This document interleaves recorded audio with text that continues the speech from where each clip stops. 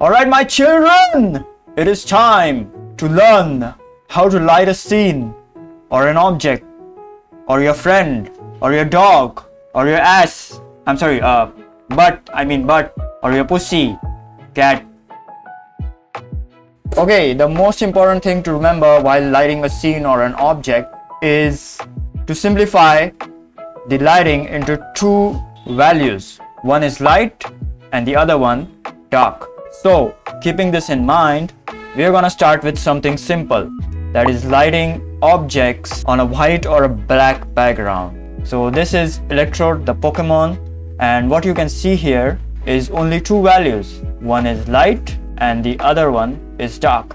Now this is the most simplified lighting that you can do. Okay, this is like the phases of the moon. So just light this and then try to rotate the light as the light rotates around the object or the object rotates around the light. Then it will go into shadow and then come back out from the shadow itself. Okay, so if we turn this into an animation, it will look something like this. See how the shadow is rotating around? So that is what I mean by the rotation of the light. Okay, and once you understand this, once you have understood how to light an object on a white or black background, then you can move on to lighting a whole scene with a proper environment or background. Okay, but this is the basic stuff. Okay, now after you have done this, after you have understood how to light an object on a white or black background, next you can start with doing simple lighting setups. Okay, simple lighting scenes. Now there are three main types of lighting scenarios. All right, the first one is light on dark. Okay, so a lighter subject on a darker background. So over here, this is someone sitting against a wall and this light is coming and hitting that person, okay, which is casting a shadow, okay, which is also hitting the wall, okay, creating an illumination. All right, and everything else is in dark. So this is light on dark. Now the second scenario is dark on light. So this is kind of like a scene, a forest scene or a scenery, and the background or the sky is lighter and these trees and this ground is darker. Okay, so this is also a very common lighting scenario that we see. So these two are the most common scenarios that we need to understand, that you can use. Okay, these are like used almost like 90 to 95 to even I would say 99% of the time, because everything is simplified to dark and light. Everything in a scene is simplified to dark and light and dark. But there is also a third scenario, which is using the grays in between the light and the shadows. So this is a scene where the sky is all white and the foreground or the grass or the ground is all dark. Okay, but this character is in a gray tone.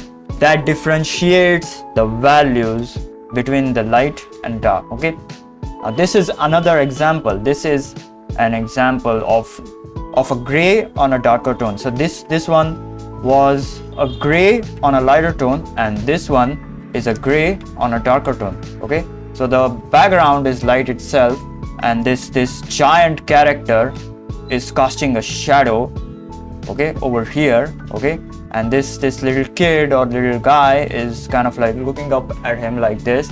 He's looking scared and all timid. All right, he's squaring him up, but he's in a gray to distinguish that this kid is standing in front of this giant. All right, now let's break down some examples.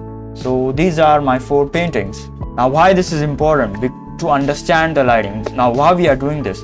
To understand how the lighting is set by an artist. Now if I turn this into black and white and crush the lights and shadows, what you can see is a clear separation of dark areas and light areas. So all this stuff over here is the dark area and all this stuff over here is a lighter area. So this is light on dark.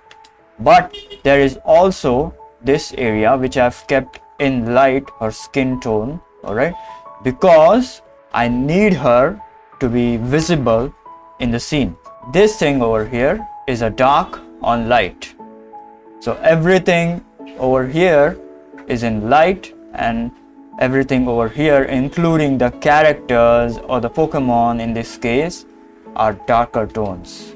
This is again light on dark, okay? So this is like the darker area, and this one over here is a lighter area. Now if you see carefully, the character is partially hidden in darkness. So she's like sitting under a tree, and the tree is casting a shadow onto her body. Okay, now in the last example over here, this is a light on dark. Everything, the background and all, everything is in darkness. It's in almost complete darkness. Okay, and over here the subjects are in light. Now if I were to paint this into two tones, then this will look something like this. These two tones are the only thing that is necessary in lighting a scene. Nothing else matters. Every other tone is extra. Okay, every other tone is just a complement to these two tones. Once you have simplified your scene or whatever stuff that you're drawing into two tones, then it gets really easy. And this is how the whole paintings look. Now we are going to look at another example. One of my favorite artists, 2964_KO. They are one of my favorite artists, and they do the same thing. Okay, they are dividing the scene into light and dark. Okay, so if we turn this into grayscale and start dividing the light and the dark areas, so whatever you see over here in darkness is in darkness, and whatever you see over here is in light. Okay, so this is something like a triangular division. So every artist does that. Each and every artist does that, and this is the most important thing. Okay, this is why I said that only two values are important, the light and the dark. Everything else is like secondary. All right, so once you have broken down your references, whatever reference, be it an artist's drawing or be it a real life reference, then you can just take that reference and try to light a scene or try to simplify the lighting into just two tones. So something like this.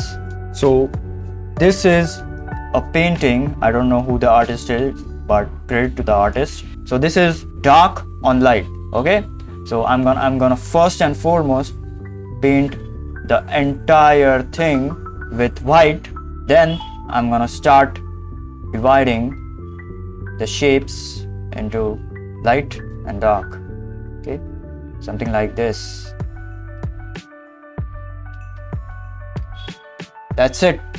All right, this is the painting. All right, everything else, the gray that you see over here, okay, this is just extra.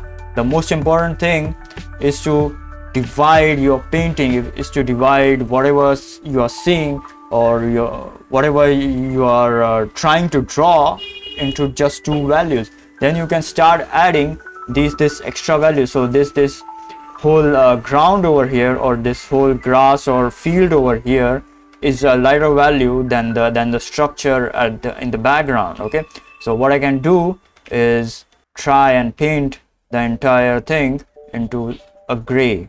Okay, so this becomes something similar to this, but this horse and this character, okay, the horse is much darker than the field, so it is gonna be darker, and this character is much lighter than the field, so he's gonna be lighter. So this is how you simplify a scene. This is how you draw a scene. Okay, simplify the lighting into just two values, light and shadow, and then start adding more tones and more values if necessary, but keep a clear separation of those values. But if you try to do something like this, okay, this shit, all right, it is not gonna separate the background from the foreground. Okay, it is not gonna separate the structure from the sky. All right, so it's gonna look the same. Okay, so keep the separation of the light and shadow is most important. The contrast is important.